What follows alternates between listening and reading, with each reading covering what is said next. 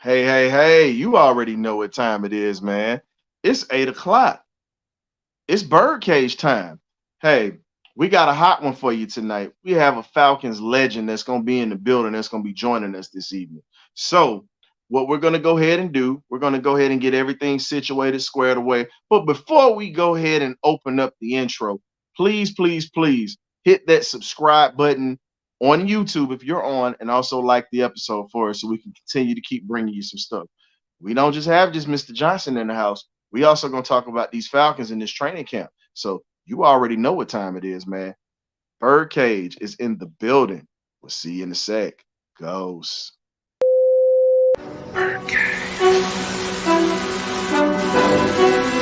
Okay, y'all, this is it.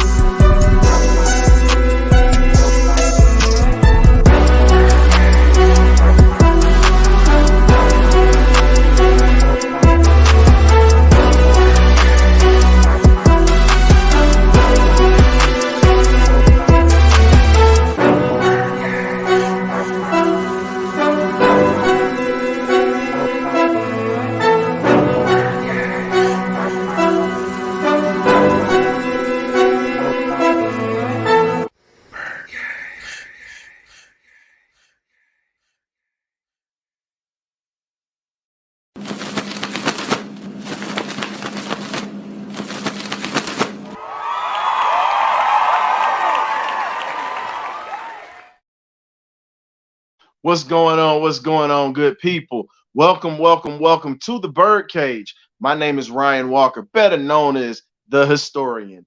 And I got my crew that's going to be joining me for a minute. We're getting ready to try to get everything squared away when it comes to these Atlanta Falcons. But tonight, we have one of the legends of the game, not just the Falcons, but the game of football, and one of the greatest punt returners and kick returners and wide receivers of all time that's been underrated for way too long. We got Mr. Billy White Shoes, Mr. Funky Chicken himself, Mr. Johnson coming to the building. So you already know how we're going to get down. I got to go ahead and start bringing my crew in that's going to assist me with the interview tonight. And then we're also going to talk about some Dirtybirdz topics a little later because we have the legend that's going to be joining us expeditiously. So let me go ahead and bring my team that's going to be helping me in tonight with this right here. So we're going to go ahead and finally bring in my right-hand man, Killian K. Worthy. What's going on, brother? How you doing? How you doing? Birdcage, glad to be in the building. Glad to be here. Glad to do this interview with Mr. Great Billy White Shoes Johnson. Birdcage family, let's get in, get your seatbelt on, and get your Bible, because we're going to be doing some goddamn hollering, going crazy in here. Let's go. Hey, man, we Southern boys, we got to get that peach cobbler, but I live here in Philly with Mr., right not too far from Mr. White Shoes Johnson's hometown of Lethem, Pennsylvania, right outside of Marcus Hook. So, I got a cheesesteak on deck right now, so you already know how we getting it. And I got to bring in my guy, Brant Gaylor, better known as Coach Brant. What's going on, Coach? What's going on, fellas? It's a great time of year. Always. When I can already smell the fresh cut grass and putting on them wet socks and pants. It's something that never goes away. Most definitely. So we got to get everything squared away. and we're going to go ahead and bring the guest of honor into the building because we're going to go ahead and get this started before we get our Dirtybirdz topic started later. And we're going to dive into this one. Welcome to the BirdCage. We have the legend himself, Mr. Billy White Shoes Johnson. What's going on, Mr. Johnson? How are you doing, sir?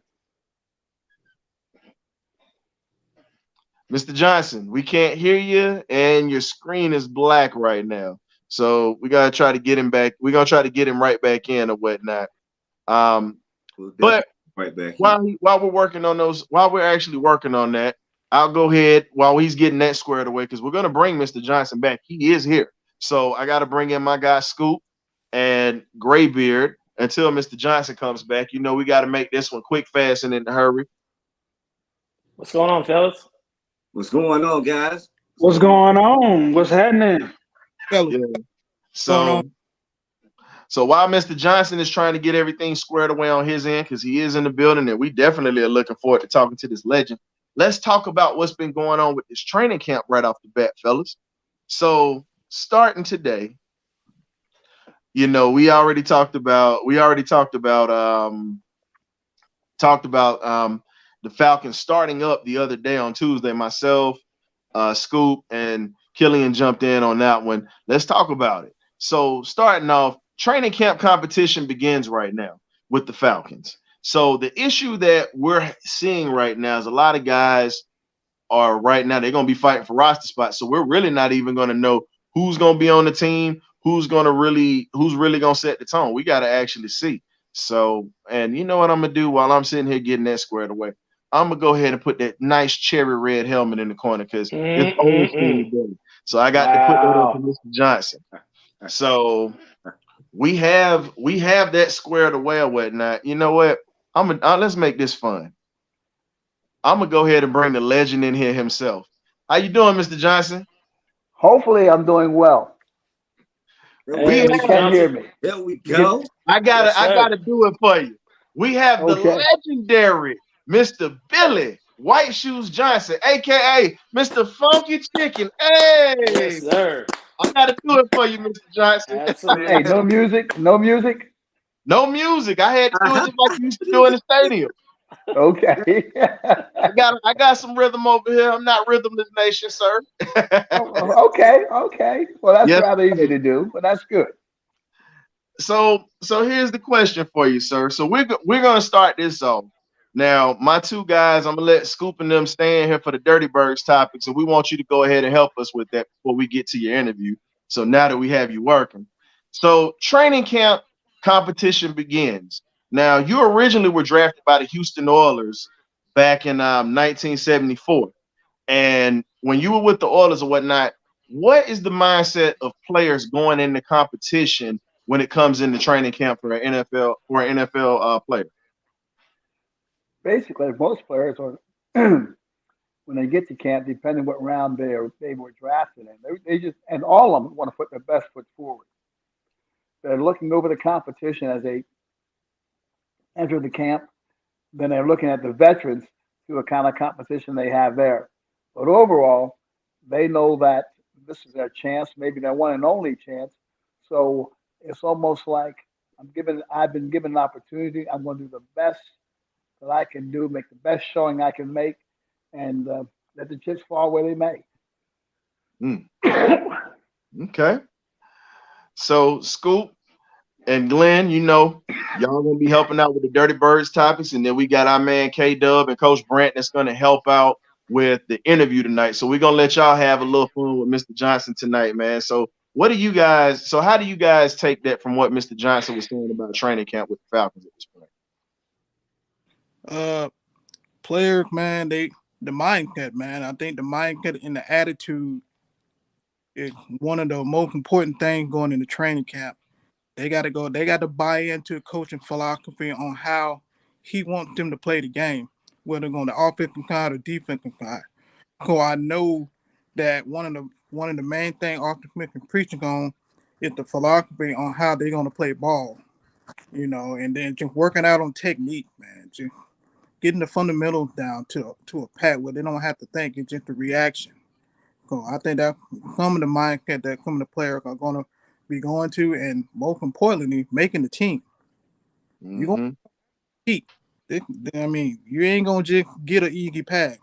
Regardless of the round that you're in, you got to compete if you want to be on the team, and I love it. Scoop, what you got? So, Mr. Johnson, he can attest to this. When you reach that level of the pro status, you're not just playing the game no more. Like you fighting for your family. So, I mean, I think that with training camp, you're gonna be a bunch of guys fighting for their family. It's gonna be bigger than the game. They fighting for their family. Mm-hmm. Especially with the money they're paying now. Exactly. So the next topic that we have for you guys, before I get to this next topic, he'll kill me if I don't say something. So, Mr. Johnson, we have Damian Mitchell in the building tonight, son of the legendary Falcons tight end, Mr. Jim Mitchell. That's his comment saying, "Hey, white shoes." That's Mr. Mitchell. What's up there, Dr. Mitchell? How are you? So, Damian, I got him to shout you out like you wanted me to. So we're even with that one. So the next topic that we have to boot. Now, we were talking about the training camp that was starting now. You have Kyle Pitts back in camp. Now, this is a big thing because you got your former first round pick coming off of injury and being in camp. So, Mr. Johnson, when you talk about players that are coming off of injury and the mental mindset that it takes to not only battle through the rehab process, but getting back into the swing of things and getting back to what you did at that level before you were hurt. How do you get back into that form mentally outside of physically? Because it's easy to get in shape physically. It's the mental aspect that a lot of folks don't understand. Drives players to get back to their original form. That's a good point that you brought up. Everybody's going to get nicked up a little bit. Everybody's going to get bruised. Some may even, excuse me, some may even have a catastrophic injury. But that process of coming back is the way that you have prepared yourself. Number one, when you do get injured, no one expects to get injured. And when it does, you say, "Hey, I'm going to come back and be as good as I ever was." That's what you hope. And the second thing is to have a good physical therapist or whomever you may have. But the object is to get to a point where it's step by step. If I'm going to wait 3 months, if I'm here, I'm on progress. I'm making progress. I'm on schedule. Another 2 months later, I'm on. If you hit that goal, I'm on point. But the biggest thing is that you got to believe in yourself and see what the coaches now do. They know what you can do for the most part. Now they've had 2 or 3 years to look at it. Yes, he didn't complete one season, but now they may be much better at using him and what he would do as far as inside, outside routes, what he does best, how he can influence the defense on one side and maybe not even have to look his way to throw him a pass. But all these things come into being of what they have, what they've seen from the talent, and knowing how it can be very effective. And I think in Kyle Pitts, he's going to come back and be just as good or better than he was before. That's what you have to look at. I've been injured before, and you always want to come back better, or at least think you're better than you were before. And I think when the coaches see that, they know it's just not idle talk, but they see you working hard, putting in the time, training. They know that, okay, we can depend on this guy. So let's go back and do what we've been doing in the past. Okay. You hear that stamp though, didn't you, Ryan? You heard that stamp by Mr. Johnson? Just because Mr. Johnson said it don't mean I'm biting on it. I love Mr. Johnson, but I think for myself, baby. I'm gonna say it like this. Until he shows it, no, I don't care. I say this here. I debate a legend. I'm ready for Stephen A. Smith. So it's nothing for me. I'm ready for Stephen A. Smith, and I'm ready to sit at the table. So it's okay. I love Mr. Johnson too, but until he shows it, because everybody can look good in shorts and a t-shirt. What is he gonna be like when he takes that first hit in that knee that he in? What is it going to be like if he gets up and he's But still that's with thinking? anybody. That's with anybody. Not just because he's coming back from an injury. You Oh yeah. always, I don't care how you play that last game. What are you going to do for me today, baby? So that doesn't hold water. The bottom line is, can he get back and be in the physical condition that he was before? Everything else will take care of itself. I mean, he ain't going to drop a ball just because he took some time off. He had to rehab and things like that. But I just think everybody is on the block if they can't perform, injured, pre-injury, post-injury. So I mean, that's a given. But don't be surprised or say, well, that's what I figured. He's going to come back. No, it's going to be a traumatic a change for him. Certain parts of training camp, certain parts of practice, and certain games. But overall, if his mindset is clear and he's able to just run a route the way he wants to run it, oh, he's there. He's there. And all it's going to take is getting to the flow. And then after that, it's just win, which he can do that. We'll see when the season starts or whatnot. That's true. I mean, that's like because Terrell Davis was never the same after that knee injury, and he was an explosive runner. Yeah, but like I say, and that's true. But it's still, I mean, to me, it's still the same with all of them. What have you done for me lately? Yep. I mean, you can take that from, Tom Brady to even Patrick Mahomes in their last game. If they don't show up and play when they're supposed to play, then you're looking for something else, for someone else. That's the nature of the beast, and we all know that. And I think with his situation, he's been given time, and he's going to take the time to get back to that apex of where he was before. Listen, there were naysayers when we got him. So now they're going to probably be saying, "Oh, he ain't going to play. That's the best thing could have happened to him, an injury." But this kid, he's going to prove him wrong. He's been proving him wrong not all his life. That guy that big and that fast, can he really play? Can he really catch? And Mr. Johnson, you sound like you've been in our group the whole time, man. You've been. Hold on. Don't tell him that. Don't tell him that.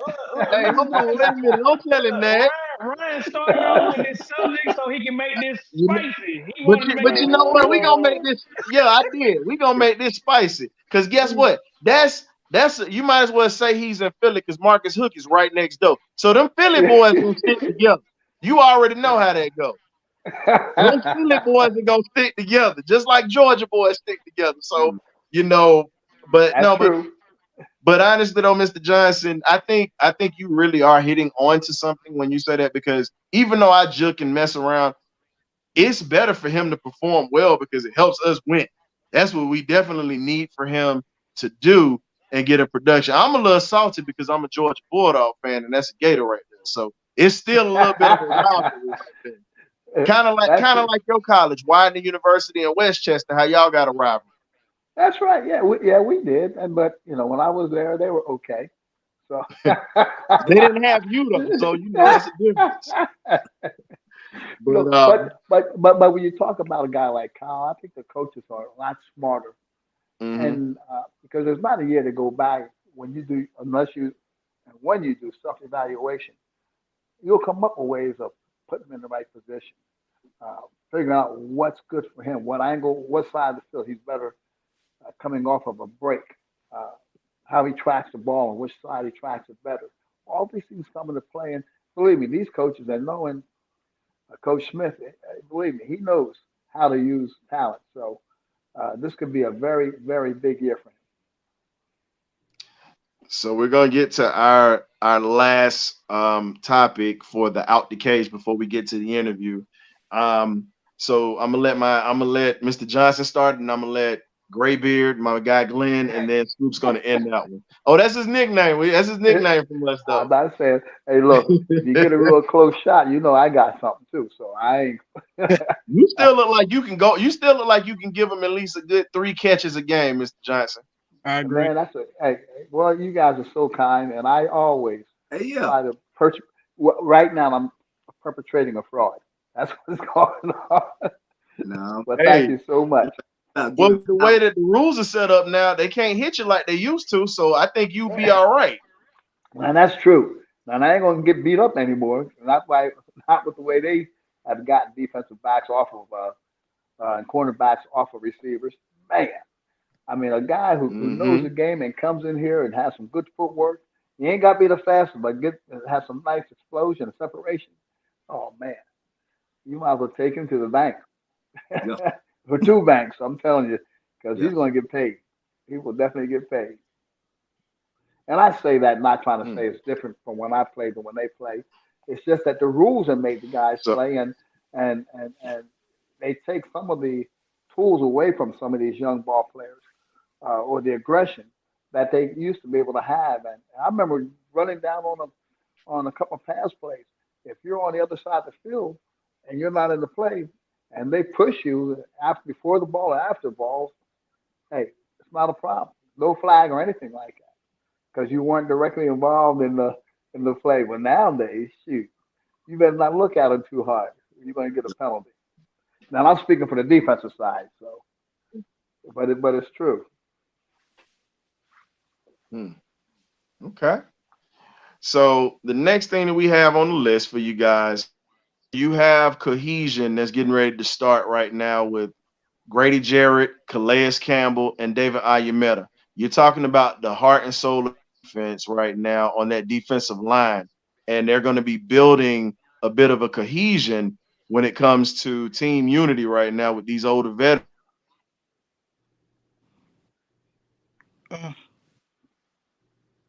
Uh-oh, I lost you. Sound. Yeah. We'll get him come back in. Well, that's all right. He stays in space, so don't worry about it. But while he's out, while he's trying to get his thing straight, Mr. White Shoes. Yes, sir. We got one of the commenters said they wanted to know why is it that you basically started wearing the white shoes. What's the symbolic thing behind that?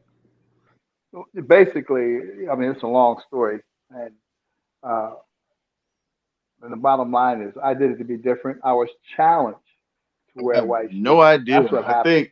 I think we all having some issues right. Wow. Boy. Yeah, can you hear me? Everybody hear me? Okay. Good. Want me to go over that So answer is again? everybody back in? Yes. Yeah. Yes, historian. Yes. Yep. But I had asked him a comment. One of the commenters asked him a question. I was just trying to, get the answer while you was getting that straight. But go ahead. Did you hear that, So Ryan? is everybody in? Yeah, everybody in. You want to go ahead, Ryan? Finish So all right. So we're back. Sorry about that, ladies and gentlemen. I don't know. We've had some serious issues going on. Don't know why, but hey, it's just what. Hey, Got him again. Yeah, dude. Got him again. There's a conspiracy. See, I always said that. Okay. So look, Mr. Johnson. So you were doing the NIL before the NIL. Amen. and being in a situation where. Okay. There you go. All right. So we're back. So we have David Onyemata, Calais Campbell, and then we also have Grady Jarrett that are going to be teaming up together in the offseason with cohesion during training camp. So, Mr. Johnson, what really makes it very important for these guys to gel on that defensive line early? I think that's one thing about training camp. You get to know each other. What you like, what you don't like, what defenses you like called, and how you can support one another. And I think once they become somewhat familiar with each other, they know each other like the back of their hand. And in the process, they can be more effective. Guys can maybe take a little chance here every once in a while, knowing that, if they don't do it, they're still supported. And I think all 3 of these guys want to play. Sometimes I don't know if they get the real recognition they rightly deserve, maybe in their little locale, But around the league, I think players who play against them know that they can become a household name in the league. And I think they're looking for that. They're looking to go out there and to show, yep, this is what we're going to do. And it's always good to have another player who is just as talented as you are, or maybe more so, but has the same aggression. You know, you're on the same physical plane together. And it brings about that camaraderie that it's so um, contagious. Your D backs get it, your linebackers get it, and it just brings about a solid unit.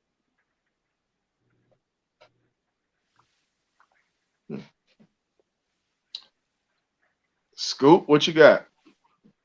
Well, you already know how I feel about it, man. With all three of them being roommates, like it's gonna be iron sharper iron. Like Mr. Johnson was saying, you know, Calais did an interview with HD with Harry Douglas, Yeah. and he was going over, when him and John Abraham had worked together, and Mm. they challenged each other. So, when you get into that mode where y'all have those conversations and you build that bond, like it's nothing better than, and Ryan, you know this, like it's nothing better than defending your brother. So when you out there in them trenches with your brother, man, like anything goes. And what I love most about those three, we have questions on our offensive line. Some of those questions are going to be answered because they're going to get challenged. Woo! They're going to get challenged, and they don't have no choice but to get better, or they're going to have to find another job. These guys remind me a little bit of the Houston Oilers when our defense was probably number two, number one. Of course, you had the Steelers, and then you had the Raiders, and you had us. But I would rank our defense at that time the top three for sure. But Mm, it was a no-name defense, other than Robert Brazil. He came later, and we had Curly Colt, Robert Brazil, uh, Teddy Washington, who played in that 34, which these guys are playing a little bit now. Uh, was probably one of the best strong side linebackers that I've ever seen play the game. And mm. yet they were all no name deep, and they came to play. I mean, they all met the ball carrier, were at the ball carrier. When whoever was carrying the ball, they were there. And these guys are seemingly of that ilk. I think that they'll be able to come together, barring no injury and things going well for them. And that's what training camp's about. Is so you make your mistakes there, you learn each other, and now once that is down, people say, "Oh man, come on, how do you know that?" Well, it's a second nature to them. So, and plus, all of them love to compete. And our guys used to challenge each other. Well, I'm going to get more tackles than you today. Oh, I got to get 1 or 2 sacks. And it's fun, but they mean it. And and they are just excited for each other whenever that happens. And that brings about uh, the should I say the grittiness of the team itself. Yeah, we're going to play hard. I want to be the top dog, but if I'm not going to be the top dog, I'm going to push somebody else to be the top dog. And that's but it's all done in love and support of one another. And that goes a long way. That goes a long way. That beats teams with talent who don't have that togetherness. Well, Scoop, Gray Beard, we're getting ready to start the interview process. We appreciate you guys for helping us out with the On the Perch out of the cage segment portion of it. So we'll definitely catch you guys on the flip side. And so now we're getting ready to go ahead and let's get this interview started. So I'm going to go ahead and let Killian start off first because it's a question that many people want to know. Well, we just want to continue with the question I asked earlier from one of the commenters, Mr. Michael Husky, who follows us on the BirdCage LLC. And he's asking what was the reasoning or the meaning behind putting on those, making those shoes white? Well, it really was in high school when it all started. And it was on a dare from one of my friends, my older brother friends, and we're all sitting on the porch talking about different players, talking about Jimmy Ray, talking about quarterbacks, Jimmy Ray was one of the first black quarterbacks. It might have been the first black quarterback at Michigan State. And I just loved the way he played when he used to wear his wristbands, or I don't know if they were play bands at that time. But he was just, and good thing about it, he ended up being my coach when I come into the league. So Okay. I said, Oh, yeah, I said, oh man, yeah, I don't mind being different, but I was scared to death because everybody was still wearing black shoes at that time around the leagues, in our league and our county. And our coach was a no frills guy. It ain't no celebration, just get the job done. That's all. And I went to training camp. I had these two pair of shoes, nice felt shoes, kangaroos at that time, kangaroo skin shoes. Oh yeah. And I had two pairs dyed. So I went to camp and practice. He didn't say anything. He didn't say mm. anything. And right before we went to scrimmage, he called me over and said, "Why was I wearing those white shoes? And what's up with them?" Now, just matter of factly. And for no other reason, I didn't know what to say. I said, "Coach, they make me run faster." And he said, "Okay." That's all he said. The next day we had a scrimmage. I had a pretty good scrimmage. Never said a word. So that's what happened. And then the reason I got the name was because of a rival team of ours in our county. And midway during the season, they were the number one. I could 4 or 5 games. They were the number one defense in the whole county. And our offense scored. I scored. They helped me, enabled me to score 7 touchdowns on. Mm. And so they newspaper editor at that time, I'll never forget his name, Mr. Ed Gephardt, dubbed me with the name Blazing Billy White Shoes. And that's how it started. Okay, that was a great basically breakdown of how you got the name, man. So I hope the listener and the follower, Mr. Lahusky, got that and is happy with the way you answered that question. I hope so. Mm-hmm. I didn't mean to be long-winded. Okay, Well, no, this is what this platform is for. you are. Wait, Absolutely. And so Damian Mitchell, Mr. Jim Mitchell's son, asked, "Where did you get the dance from?" Well, there was a pop show in Philly, and we could dance. And they had New Jersey, New York, Delaware. There was a dance. I'm joking. That's not true. It sounded good, didn't it? Yeah, it did. I did. I started that in college just because of our guys. Once again, it was all on a whim, all on a dare. And I told them we were playing another rival club of ours, thought they were a little bit better than us, but they found out otherwise. And I told our teammates that if I were to score, I was going to dance. And when you make a promise like that, if you don't, boy, your name is mud, along with other things that come along with it. Because it just instantaneous. I got in the end zone. I wasn't going to do it. And I said, I better.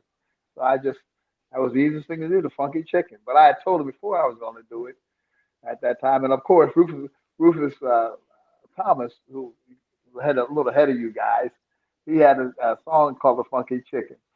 And we just out of fun, we did it. And it was like a lot of fun, just amongst us, the players themselves. Well, Mr. Johnson, you're more like Michael Jackson in cleats if you really want to look at it. That's how we saw it, because you were smooth. No one else could do it like you. You were just smooth with it. Yeah, I don't know about that. I don't know about that. I was just happy to get to the end zone. That's all. Well, John Facenda, actually, it's a video that they had when they were talking about you, and Mr. John Facenda, rest in peace to the voice of the NFL films. He actually credited you with that nickname of he's Michael Jackson in cleats. I can't emulate his voice, and if you could do that, wow. You would have some cojones, I believe me. That guy had a deep voice. Well, he was a local weatherman in Philly for years, and he used to work on the radio. Oh, a lot of people didn't know that about him. Yeah, I knew about John. John Mm-hmm. He was the voice of the NFL before Ed Sable took over, Steve Sable, and he would do the news. He was the news anchor. That's what it was, and he was here's the thing about it all. He only stood 5'4", I think, with a voice that deep and that resounding, but he was good.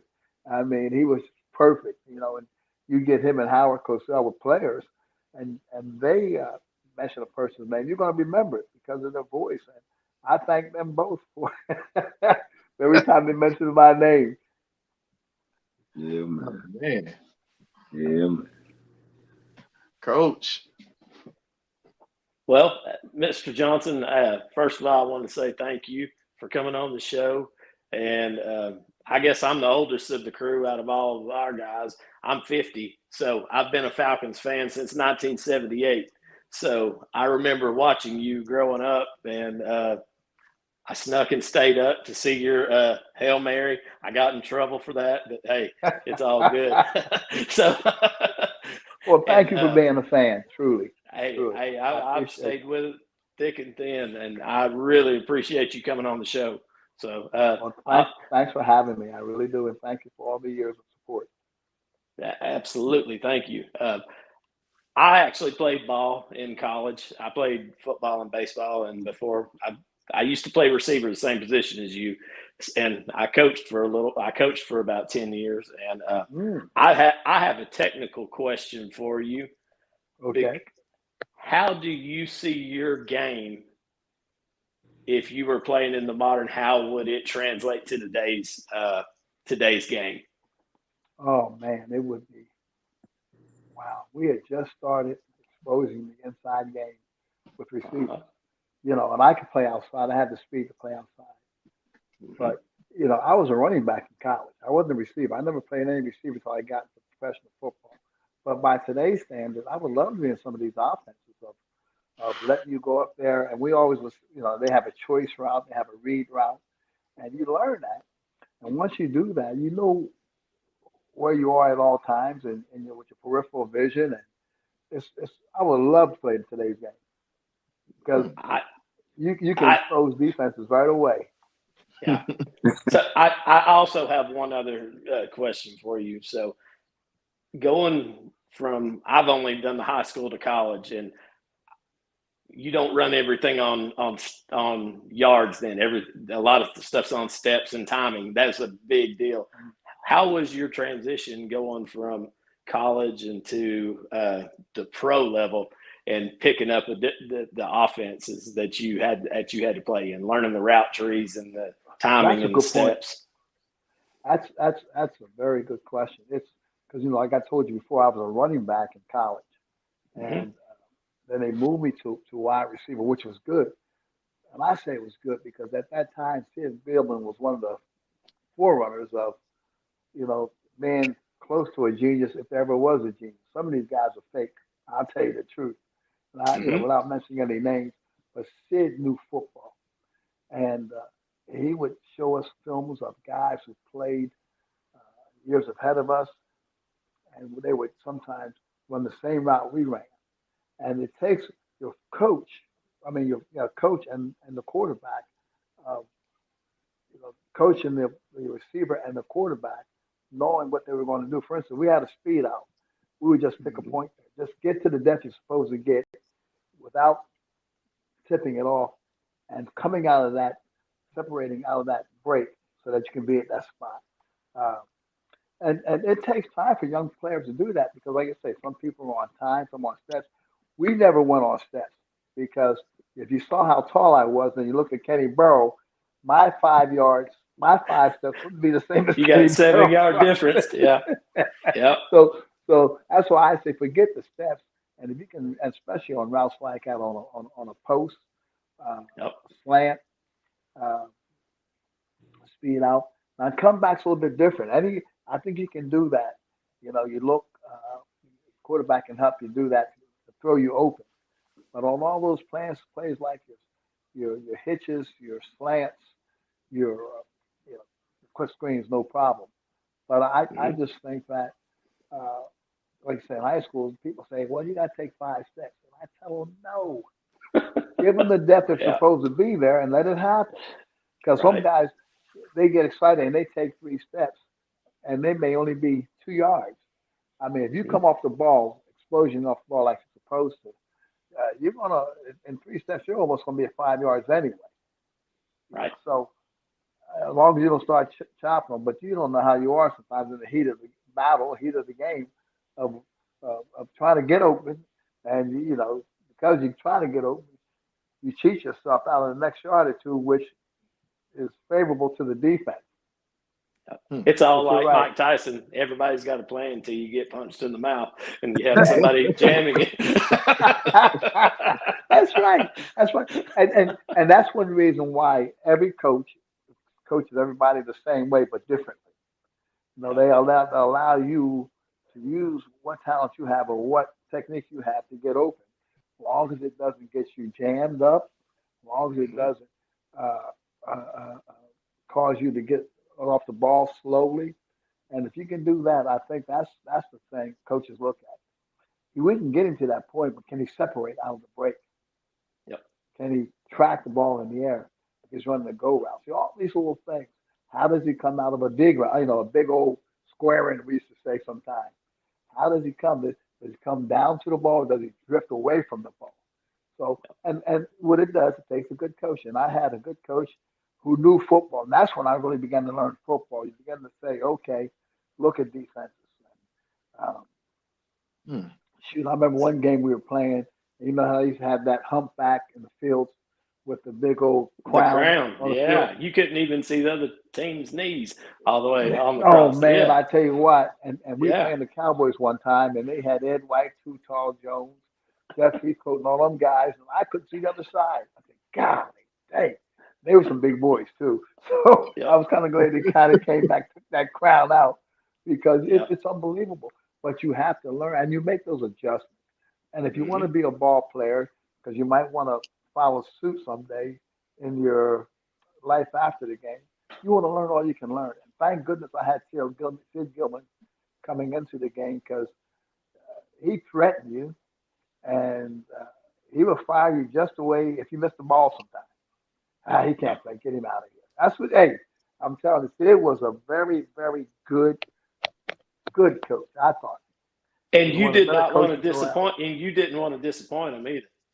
Oh no, Yeah. no, oh no. Exactly. Yes. Absolutely. Yes. Hey, Yeah. Yep. and he And had a great offensive mind. Great offensive And mind. Ooh, so I have one more question, and I'll let. I'm not trying to. I'm trying to get some of the technical and coaching stuff out of the way because I love hearing your perspective because you've done it. I know you played with some really good quarterbacks. Okay. mm, Explain to everyone the difference between playing with different kinds of quarterbacks. Some people are rhythm passers, some people are throwers, some people are passers. There's different kinds of touch on the ball, left-handed hey, quarterbacks and right-handed. I've played with different ones, and that spin is a little bit different. But if you could elaborate on that, I'd and it appreciate it. does. If you're coming from, for instance, I played with Stabler, Mm-hmm. lefty, and he at the time we got it, he wasn't throwing the ball with the velocity he once was when he was in his early stages, but he still can get the ball there. He was so good that he would just get the ball out in space, expecting you to be there, and Mm-hmm. whatever you did, you went and got it, but you had to get a feel for it. Dan Pastorini, prior to me getting there, they say he threw the ball hard, and he did throw a heavy ball, but later on he Yeah. got that touch where he could do it. Now Steve always had a nice touch, Steve Barkowski, and he Yeah. threw a very good ball. Then Dickey the same way. Those guys Yeah. threw a catchable ball. They had it so that you could, in any part of your route, you could adjust and catch it. It wasn't overpowering. And I don't know if Steve was like that earlier because his arm was really good. But I noticed that a lot of times I can make adjustments and still catch the ball, stay in stride, or be off balance and take it. But it is a difference in who's throwing the ball. Some guys throw it too hard in certain situations. And Yeah. that's tough because you say, shoot, I want to catch it, but it takes a little adjustment. And then if it careens off your hand, that's an interception. So you Well, say, oh gosh, man. And you used to see that with young guys coming in, you say, hey, man, you're your own worst enemy sometimes because you throw it too hard. yeah. And all it does is All right. take somebody just to push somebody's arm, a receiver, to where a lot of times you're being pushed and grabbed. And that's what I was saying about Steve. You can catch the ball with one hand because it was a catchable ball. Uh, Right. and that's a difference. I think in this league, sometimes you do have people. I mean, you can look at it. Look at Brady sometimes. He just puts the ball where nobody can get it, or Patrick Mahomes, puts the air under it when he has to.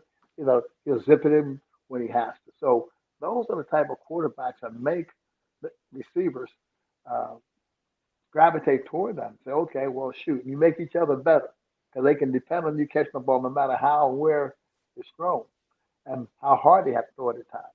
But you know that you're going to get another chance. So that's what I tell receivers, man, look at the quarterback, look how he throws it. Look at what he's doing. If he's the type of guy who just wants to get it out quick, the kind of guy who's going to take a little time, where he knows you well enough that he can put it out early, Mm. so that you can run through the flight of the ball. There's so many technical things about it. A lot of guys Yeah. try and make it more than it is, but it's rather simple. Right.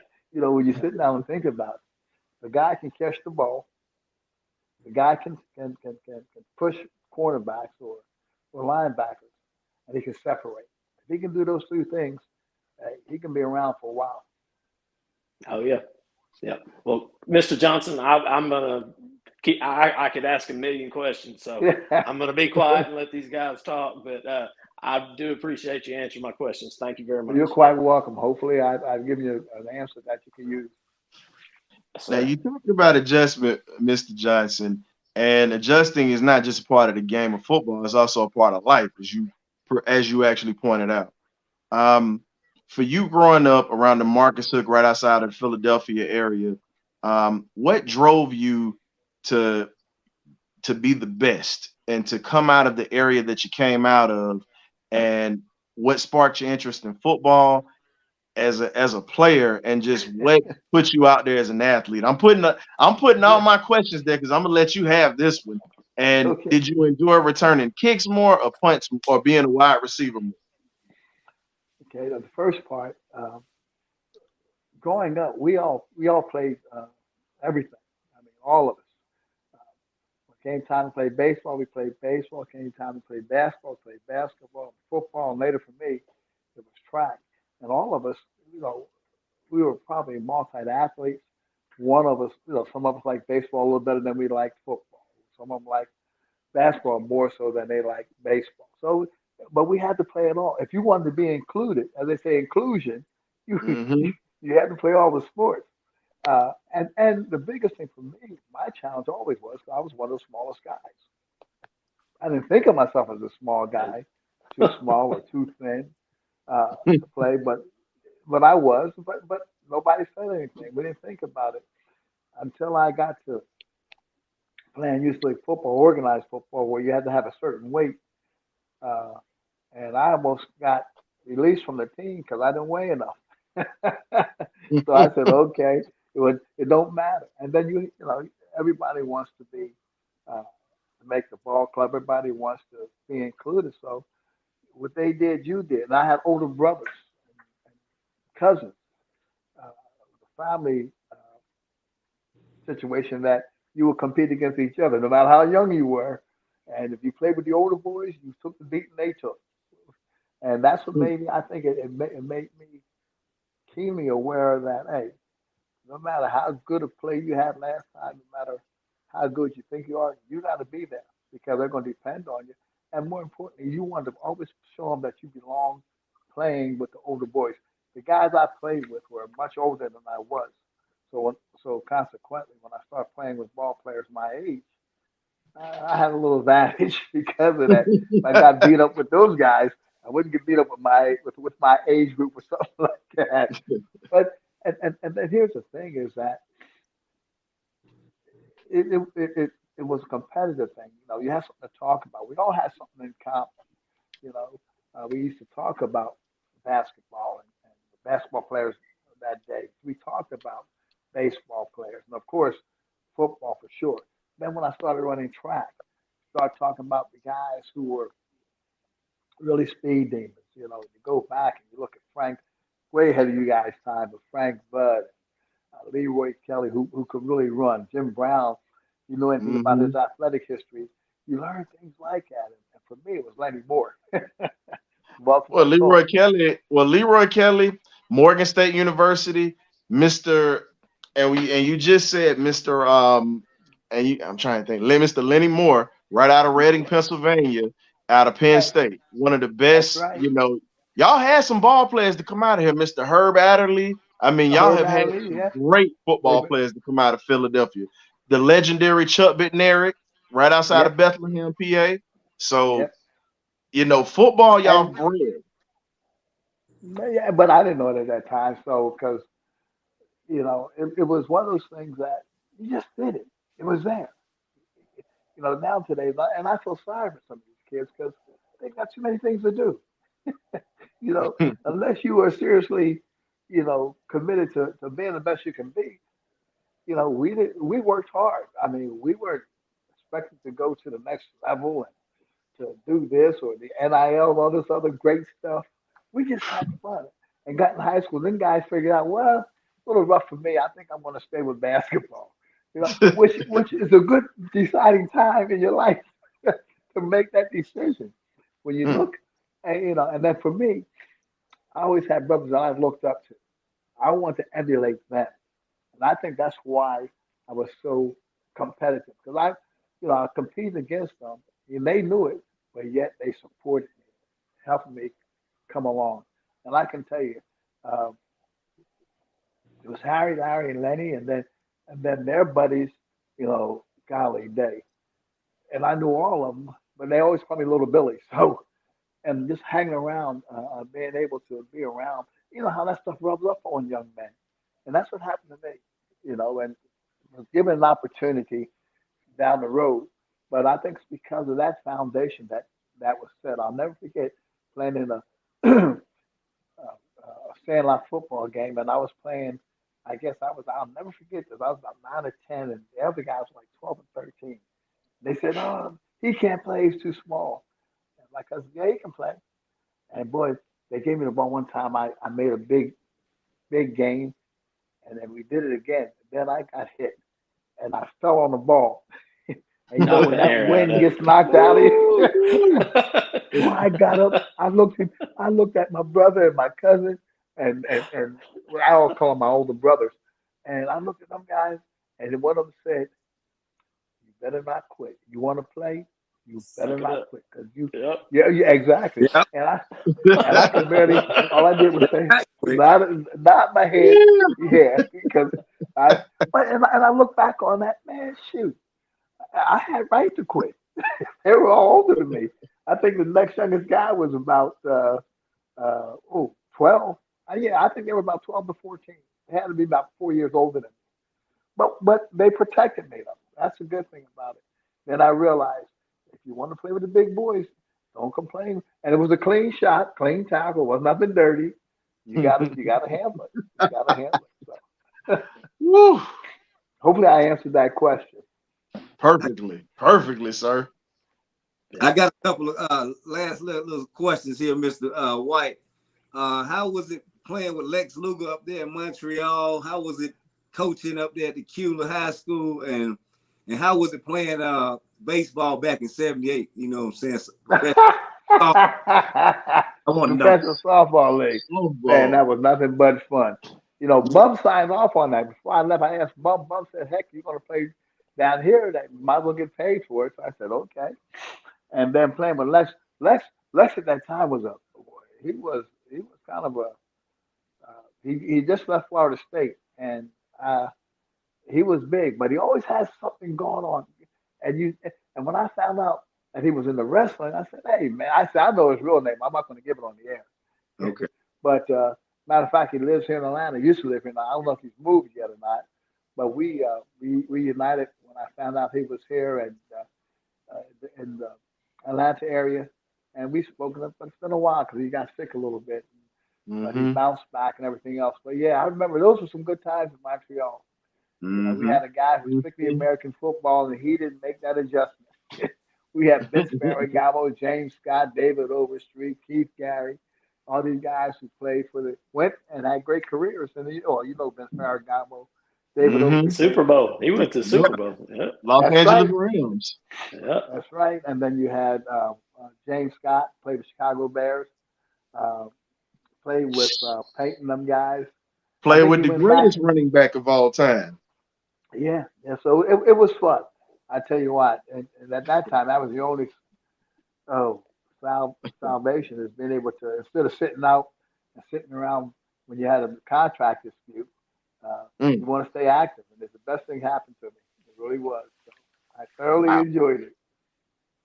And just playing professional softball was a lot of fun. It wasn't, all the guys in there were just like a big, we were overgrown kids playing sandlot ball. But it was fun, yeah. You played with one of my all-time favorite football player. It was one of your teammates. And Ryan, you know I've got to bring it up. So, Mr. William Andrews. Mr. William Andrews is still my favorite football player. I remember watching him, and he's one of my favorites. So if you speak to him, tell him he's got a big fan of Knoxville, Tennessee. I will. I certainly will. I'll be probably speaking with him tomorrow. But yeah, William was one of those backs that he could do it all. Seriously, people didn't realize he could. Oh, you should see him throw a ball. Nice touch. He threw a few touchdown running halfback passes. Block. Oh, he blow you up. Mm. Just tough as nails when it came to running the ball. Most definitely, he was. I tell you that he was like, Chuck Muncie. There's a guy who could do it all. Yeah. So, He was so that Mr. talented. Johnson. So now you just mentioned one of your teammates that Coach Brandt brought up. Now you had another legendary running back that you played with the Houston Oilers, Mr. Earl Campbell, and you had Bum Phillips as your head coach, and then you had former Falcons coach, Super Bowl winning defensive coordinator, Wade Phillips, that was his defensive coordinator. What was it like seeing Earl Campbell transition in the NFL? And the other question I got for you was, what did that hit sound like when Kenny Johnson hit Ronaldo Skeets Nehemiah? You know, hit the track guy in the game that you caught the famous Hail Mary. What was that like? And let me talk about Earl first. I just rode his back, just got on his back and just let him go. Lead us to the play. he was that Earl was legit. Oh man. Don't let that slow walking back to the huddle and slow talking fool you. He was very aware of what was happening around him, reading holes. And some of these backs, what they're doing now, that kind of baseball talking about running the daylight and what Terrell Owens was doing. I mean, Denver running back that we mentioned earlier. Davis. Yeah, Terrell Davis. That's what. Yeah, Terrell Davis. That's what all that blocking scheme came from when Earl was playing. He would go as far as he can, then he just start coming back. Just somebody put a hat on somebody. As long as they don't get a clear shot at Earl, he had the strength. And I mean, it was no one man was going to bring him down. Donnie Shell was the only one who got lucky with that shot. And you know what Donnie said? He said, "Why'd you guys leave him open for me?" He said, "I want to get him before he gets me." Donnie says that till today. He says, "Man, he didn't know. He just didn't want to be another statistic." So, but he was. Earl was quite deserving of the accolades that he received, and him going into the Hall. But he was one fine running back. I'm telling you. And I've seen some good ones, different style and stuff, but he was legit. And he could catch the ball, believe it or not. It's a good thing. And they just want to get him in open field because you don't want to hit him by yourself. I've seen guys turn down hits and run after him. And then they couldn't catch him because they want to hop on his back. Well, we got one. I'm not going to mention the guy's name. I'm not even going to mention the team because you might figure out. He'll break into the open. The guy trails him. And we know he's a little faster than he was, but he just kept that same distance all the way into the end zone. He wasn't jumping on Earl's back. That's a business decision. Oh yeah, that's what it was. Hey, that's what it was. I'm gonna pay some more years. So. Well, unfortunately, he ran over, I support HBCUs, so I had to throw Diney Shell in there, South Carolina State Hall of Famer, and unfortunately, the clip that always gets played and it hurts me to my heart is when Isaiah Isaiah Robertson. Robinson, Southern University linebacker. But Oh see, man. this is the problem that no one talks about. Isaiah Robinson put him out of that game a couple plays later. They don't ever talk about that. I Mel don't Blunt think so. actually Not that mentioned that. game. Mr. White. I got to go back because that was Isaiah's last season, Butch's last season. I And he don't know if they folded. put him He out the folded game. Butch. Yeah, yeah. He made it look like his helmet be a pop up helmet. You know, one of the pop up dials. That's what it looks like. And getting back So to Kenny, bro, Hey, Mr. Kenny Johnson when he hit Nehemiah, what happened was that he didn't read the zone. He should have checked down a little bit and shut it down a little bit when it was coming across. But he ran right into Kenny, right into Kenny. Kenny saw that you were sitting there, and that's what happens when sometimes when you're still learning the game on that level. I think that was his last game or last year he ever played. I know it was his last year he ever played. And that was hmm scary. That was scary. And Kenny he wasn't headhunting. He just trying to put some wood to him, and because even by today's standards, I don't think it would have been a disqualification. But and that was scary. And that's why I say you got to learn the game. Running through zones like that at full speed, and he could run, and then get hit by somebody who knows how to hit. And you mentioned that on the NFL's, and and I'm gonna let my guy Killian jump on this next one, but it was on NFL Films 1985's videotape. If anybody wants to know, it's on YouTube. It's on Crunch Course. And after Ronaldo Nehemiah Skeets, who's an Olympic sprinter, by the way, he ended up getting toe tagged, and the Falcons ran the ball back and scored. Mr. Billy White Shoes Johnson comes on, and they were talking about right after Dwight Clark talked about reading zone, said Nehemiah didn't read it, and the guy was sitting there waiting. And Mr. Johnson said, "Well, it's the battle of minds. Like you said, Mr. Johnson, it's the battle of minds. You let a guy think he can, take a good shot on you, and you don't get up from it. He thinks he won. But if you hold on to the ball, take a good shot, smile at him, and say, hey, now I got him thinking I can take it, and he might take a little bit off of it. So, Hmm. like you said, it's a psychological warfare out there. Yeah, it is. It's one that's why I say when you learn this game, especially playing Mm. inside, right away. Oh And yeah. that's when you hope that quarterback, throw it down, throw it down, throw it down. I don't want nothing over my head. That's why. Well, Mr. But Johnson, we yes, got Scoop, part of BirdCage family want to know any memorable experiences giving back to the community during your time in the Atlanta area. well, I think that's the difference of these guys today and yesterday. Uh, Community was we endeared ourselves to the community, and the community endeared themselves to us.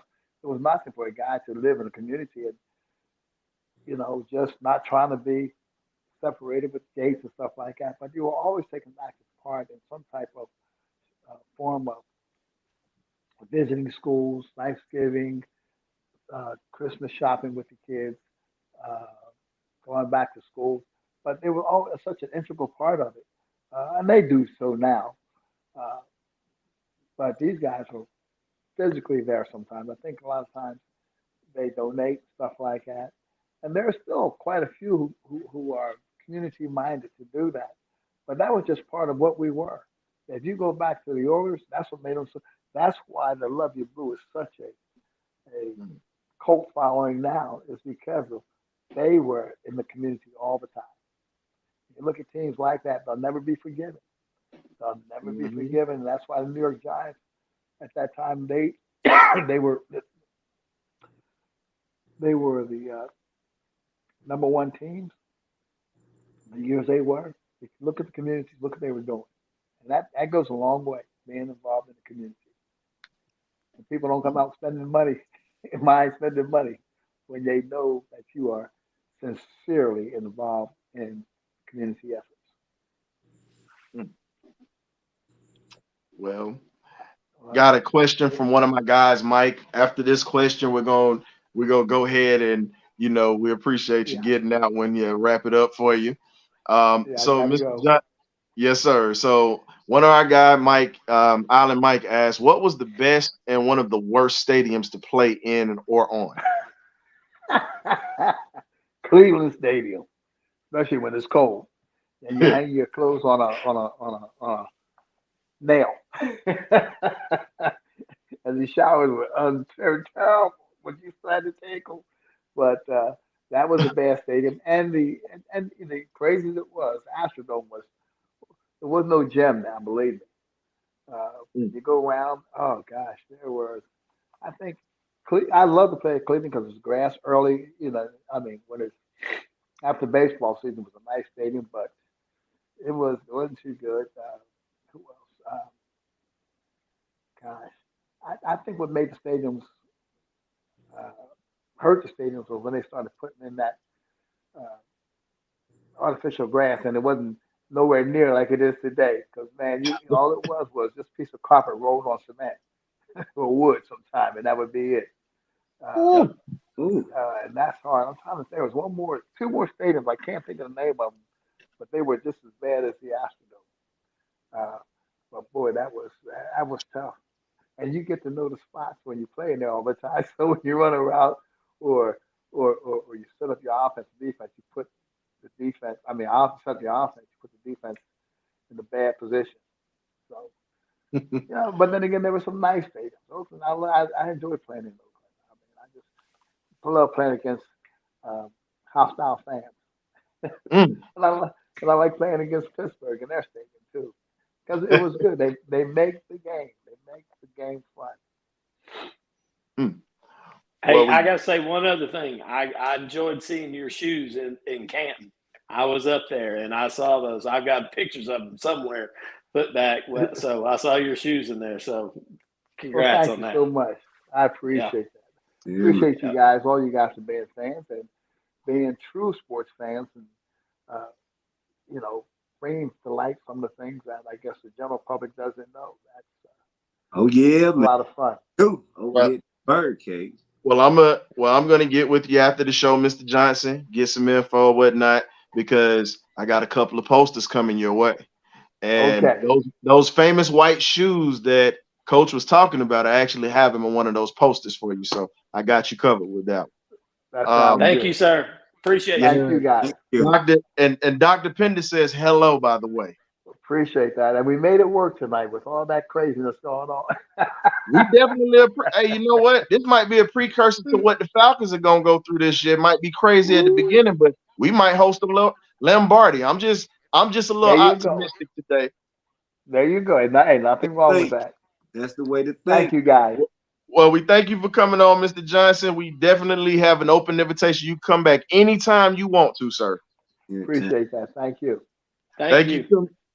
So that was the legendary Billy White Shoes Johnson. Fellas, what do y'all think, man? That was very, very very different. Like we're sitting there saying, like Scoop just said, the football guys are smiling right now. That Yep. was just a living legend that we just had in here, man. How do y'all feel? I feel great, man. You know what I'm saying? It's bigger things to come, more legends to interview. And I could talk all night, man. That's man, that. Yeah, that's a flashback to my childhood. I remember watching that weekly. So I could ask a million questions. I love listening to people tell their stories. It's great. yeah, when they But fly, just think, if he was in this offense today, because we got a couple of minutes we can burn. My guy Scoop. If you're still out there, we open. And Glenn, you can slide back in here because we can actually have it with you guys too. But let's be real. Talking about the offense with the Falcons now, transitioning from the legendary Billy White Shoes Johnson to getting back to the Falcons right now. Talking about the Falcons in training camp, we have a couple of standouts right now that's really starting to show. You have an undrafted free agent running back by the name of Carlos Washington Jr., aka Shawty Low 2.0. That's his nickname for me right now. Calling him Shawty Low 2.0. So anybody that's from Atlanta knows who Shawty Low is. That's if you're new to the game, if you don't listen to rap music, he's a He's a rapper that was from the city. Rest in peace to Carlos Walker. But we have this young running back that came in here, and he's literally been turning heads in training camp already, making Mykal Walker look foolish if you got to see the clip on Twitter. Running just a simple dig route as Mr. White Shoes Johnson was describing, and you literally saw him leave his jockstrap right there on the floor. I'm sorry, on the turf. How do y'all feel about this kid coming in now, even though we've had running back injuries from Huntley, who just got cut? You have Cordero Patterson they're going to use, Bijan, and then you have Tyler. I don't think we can have enough depth. What do y'all feel? Well, I feel like iron sharpens iron. So, it's good to have Mr. Shawty Low in the building, to go along with the other guys that we have. So we just want to breed this competition in this training camp and let the best man win. Let the best football player win. Let's go. We want to go, like you said, lift that Lombardi at the end of the season. So all hands on deck in that perspective. All hands on deck. And the crazy thing is, Brent, we had Steve Smith kind of clowning right now. A lot of people are starting to get a little nervous about Desmond Ridder. Okay, it's training camp. It's early. He throws a pick. Now, because it's not seen that Desmond's throwing it, everybody's getting into a hissy fit. What do you think with Steve Smith or whatnot? How do you think this guy literally is going to put Ridder into a box saying, oh, well, this ain't the FBI. This is the NFL. You're supposed to show it. Do you think it's a dig, or do you really think he's telling the Falcons, hey, you might as well expose it because it might get exposed in the game? I think it's just needing something to talk about for preseason right now, to be honest with you. I don't care what he says. I mean, he has no bearing on it. You throw an interception in practice, it's exactly what it is. Practice. You learn from that and hope that you don't do that going forward. So let's get it out of your system now instead of when the lights are on. It happens. Learn from your mistakes. You can learn something from an idiot if you pay attention. So I think that he's smart enough to realize, hey, I probably don't need to do that again. I can make a different read, pick up my keys and make a better decision. So I have no problem with that. It's simply practice. Are we talking about Hayden and Steve Smith? Hey. Gotta keep it mild sauce. We can't have hot sauce out here. We got kids watching tonight. Hayden behind Steve Smith. Yeah. Steve Smith, Carolina Panthers, same guy. I don't care. I'm like Coach Brent in practice, man.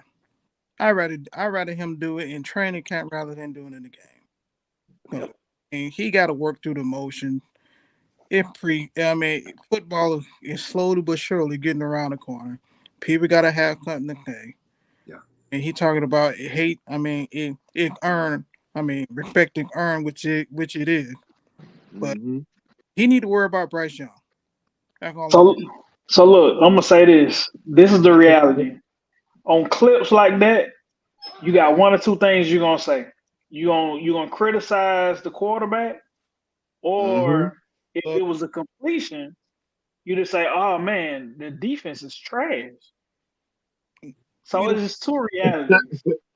But or the defense could be good. It's training camp, right? But he ain't gonna do that. So it is what it is. It was Jalen Hawkins that ended up getting that first pick, and the second one was, as we talked about earlier, Clark Phillips III, the man that we've said, and I've compared him to the Hall of Famer Aeneas Williams. I know everybody's gonna say that's a stretch. He's built like him physically. He's a technician, as he showed earlier, and he normally has good hips, good hands, and he ended up snatching one out of there. And he challenged Draco today. Out of all people, he went in Draco's pocket. He took his lunch money. So that's a good thing. That's a good thing. And I love it. I want to see our defense shine. I want to see him show out. That's going to take us to the next level way faster than our offense is. So, and I'm an offensive guy. So it's real hard to win games when you can't score. But I got to mess with Killian a little bit about that one, Coach, because we all love Draco, but Killian is Drake. Right. But guess what? little. I was gonna say little CP3. Matter of fact, hey, Clark Phillips the third, CP3. You got CP84 and you got CP3 on the defense. So CP3 made his presence known today. And I love it. Yeah, absolutely. Spoken from an old defensive back, that made me happy today. Finally, we can start winning some battles on that side of the ball. Tired of these wide receivers winning. Even though I got Drake on my chest today. You know that's a college rematch though. They familiar with each other anyway. So and he shut Drake down when he was in college. Yeah, it's gonna be a good camp. Yeah, University of Utah versus University of USC. Yep. Yeah. University of Southern Cal. Yep. Rematch. And Pac-12 boogie down. Pretty much. But you want as many reps as you can get during training camp. Quality reps all across the board, being injury free, and then you start bringing it all together. The closer that you get. So I mean, let them go at it right now. That's what it's about. And I can't front. Mac Hollins impressed me today. I watched a couple of his clips today, catching a couple of passes. You know, he was a guy that was a possession receiver in Philly because you had Alshon Jeffrey, who was the top dog, and you had a couple of other Eagle players at that time that were the speed guys, you know, at the time. So when you sit back and look at it, he was the forgotten guy, and he was actually a top draft pick for those guys out of North Carolina. So the question is, do you think that he's going to be the sleeper at that number 2 spot this year that's going to really open a lot of things up for this offense? He could. Yeah. It depends on what package what personnel group we're going to run. I mean, technically you could have 3 tight ends on the field and go right on down. I mean, you get Pitts, Jonnu Smith, and Pruitt. That just recent, man. I mean, that's dangerous. Let me say this: I want him to produce more than Brian Edwards did last year. Exactly. Yeah. Thank God. Somebody said, "Thank God." He didn't produce at all. Richie Grant is nervous now because he see his job is on the line, and you see he stepped up today, going up again. He had a couple of good plays against Jonnu, and Jonnu got him right back. So it's going to be a good battle. I'm glad that they're pushing Richie Grant to become better because hands down, that is a question mark. That is a question mark still in the secondary. You know, are you going to live up to the expectations that were put upon you when we brought you into the Falcons organization from UCF? Because your counterpart, who you kept on the bench, is fighting for a second string spot in Dallas right now and could possibly start elsewhere in the league with Mr. Marquise Bell. I'm going to continue to chime on that because, you know, Marquise is doing better in the NFL now. Even as a rookie, he was showing out and made key plays when it mattered. So now we need Richie Grant to start making these plays that made him an elite college safety. And can he transition and learn, as we say, shooting pool? Can he learn how to play pool? Can you take better angles when you tackle? Can you locate the football when it's in the air? Don't let your guy get behind you. You have to start using the sideline as your friend because that right there is an extra defender. But again, we'll find out. It's just right now, everybody's in shorts, t-shirts, and pretty much helmets. Skull practice is all it is. And unfortunately, thank God none of our guys have been hurt. We really haven't had too many, knock on wood, because Avery Williams is the last person that got hurt. But I got to also give a shout out to Troy Anderson today because he put Bijan Robinson. We showcase love in the BirdCage, ladies and gentlemen. So, got to shout out Mrs. Scoop. She's allowing Scoop to stay up with us for a little bit. But Troy Anderson put Bijan Robinson in the seat. Anthony Moss, you brought up something that I saw that I literally forgot about. Thank you for reminding me. What do y'all think about a second-year linebacker, a true second-year linebacker locking up pretty much a running back who's been a running back their whole life? Progression. I mean, You seeing Troy Anakin putting in the work in the off season. Mm-hmm. He wasn't satisfied with what he did last season. He studied and put in the work, and I think with this new defensive system, what DC is pretty much gonna show why we got him in the round that we did. The athleticism, the speed. I mean, I looked at a play with B. John on my breaking one. I'm like, dang, he fast as hell. But but it just showed what he can do if you put him in the right place and go, yeah, excited. Hopefully the game's slowing down and he can play and not think this year. That's when you see a big difference in everybody. When you're not where do I go? Just that's exactly get there. Coach. The game slowing down for him. He can see it. He got the attributes, and now I can go hit somebody. Now I can go make some screen. You become proactive instead of reactive. There you go. I'm all in favor of cutting Felipe Franks and Mikael Walker and bringing Rahsaan Evans back. I am all in favor for bringing our leading tackler back to this defense next year to continue to help Trey Anderson grow as a player. And hands down, it's just one of those things. If he ever catches on and he learns the inches and intangibles of this game, I think he's going to be dangerous. But I'm all in favor of cutting those two and going ahead and bringing Rahsaan Evans back on this defense, because Rahsaan was a force on this defense for us last year, replacing Deion Jones. He was. In the last half of the year, he only really had one D tackle to keep anybody off of him, and he was getting double teamed. So hopefully they're going to have to play people straight up this year. You know, I think our front is going to be a lot better than what people give us credit for. I mean, Campbell, Onyemata, and Grady are going to show some people some stuff this year, and I can't wait. And Well, all I can say is it's one of those things or whatnot. So I'm gonna answer this last question and we're gonna get up out of here tonight. So King Rich, my man King Richie, what's going on? You've been following us for a minute. Shout out to my guy. He says, why do you think he's not back yet? And if you're speaking about Rahsaan Evans, I don't know if it's a money situation. I don't know, because it wasn't a production situation or whatnot. But I say let all the older guys rest up, let these young guys get their reps right now. And the guys that are veterans, like I say, bring them back. And once you bring these veterans back in, then you let them get in those game situations and work the young guys in. I think that would be the best solution to really help this defense out in that linebacking core, because like I said, Mikael Walker, he got to go.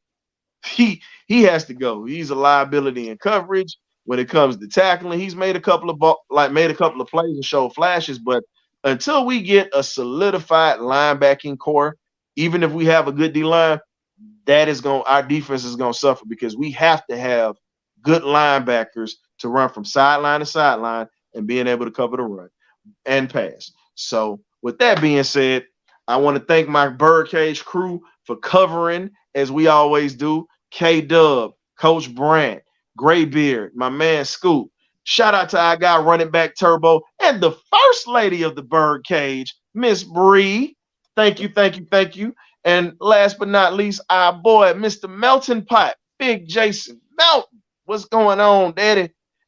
Hopefully everything is well. We can't wait to have you back. So when the season starts, ladies and gentlemen, we have what we call the Lifeline with Turbo. He will be streaming the Atlanta Falcon games on Dirtybirdz Lair and also Falcons Nest. So if you can't get the Falcons on TV, he will be streaming that for everybody here, as we had in the previous group. But now that we've all moved over here, we're going to try to bring more people over here on Sundays so we can actually congregate, because, hey, man, I plan on having the party line open a heck of a lot more than the benediction line. What y'all say, fellas? Absolutely. Got to. Party line. Man. But I'll jump to that. Yes, sir. So as we say goodbye to the crew tonight, man, we definitely appreciate you guys for coming on. Next week, we have an HBCU legendary coach, football coach by the name of Coach Bill Hayes. He is a North Carolina legend from North Carolina A&T, North Carolina Central, and also Winston-Salem State. He's the former coach of one of our old guests who came on, one of our former guests who came on, Mr. Anthony Blaylock. Coach has sent more than 160 players to the league. He is in 5 Hall of Fames, as well as he has a national championship ring on his finger. Not many get national championships, but hey, we getting the champions and we bringing them in here, baby. So until next week, man, like I said, this is a show for the family. Kiss your family. Tell them you love them, because you never know when tomorrow is going to be anyone's last day. So, you know, it's much love on this end. I love all my family out here that's supporting us in the Birdcage. We got more things coming for you and big things coming up. So y'all stay tuned, baby. Small things to a giant. We keeping this thing live. Birdcage, it is official. You either get right or you get left. Ghost.